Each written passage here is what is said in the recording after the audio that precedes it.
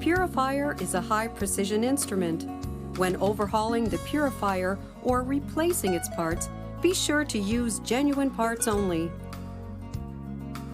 Using non-genuine parts may degrade the long-term performance of the purifier, cause damage to the Selfjector, or compromise human safety.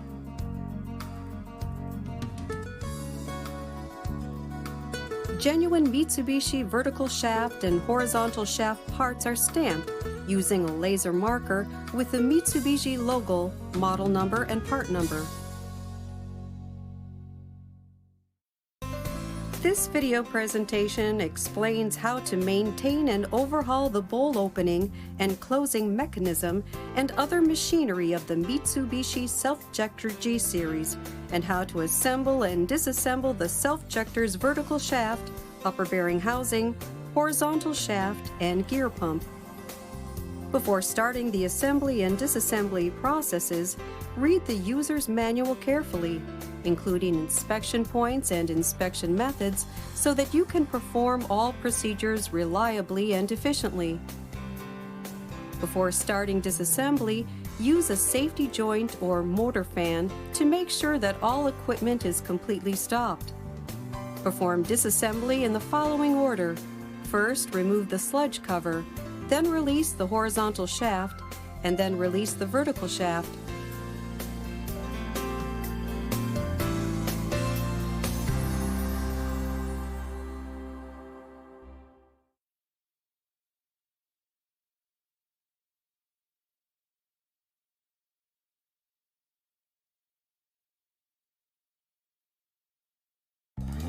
Let's look at the sludge discharge process using an actual example of total discharge.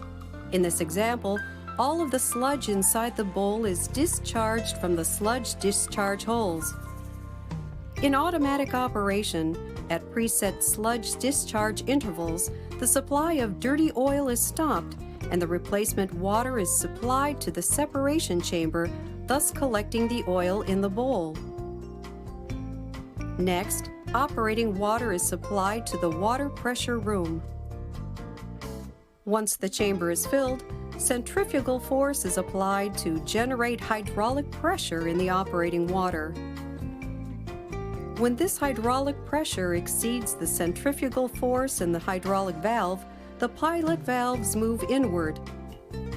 As you can see, the operating water in the valve opening chamber is then discharged from the bowl.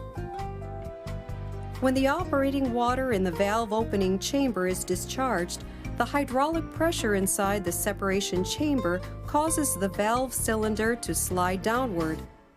The dropping of the valve cylinder causes the sludge discharge outlet to open, and all sludge and liquids are immediately discharged from the separation chamber. When discharge ends, the supply of valve opening water stops. All of the valve opening water is released through the drain nozzles. With the hydraulic pressure from the valve opening water removed, the pilot valves once again move outside.